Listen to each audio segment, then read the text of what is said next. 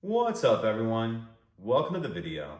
Today we're going to take a look at how to get a 2015 Honda Odyssey unlocked, opened, and started if the key fob dies. The beginning part of this video, the unlocking and opening, will also apply if the battery in your Odyssey has died. So I've taken the battery out of this key fob to demonstrate. As you can see, none of the buttons are working and our vehicle's locked. So the first thing I'm going to do is remove the emergency key that's in the bottom of the key fob.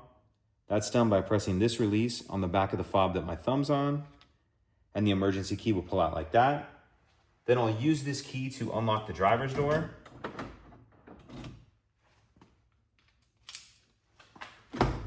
And then once our door is open, if the battery in your Odyssey has died, you can charge it or change it, whatever you need to do.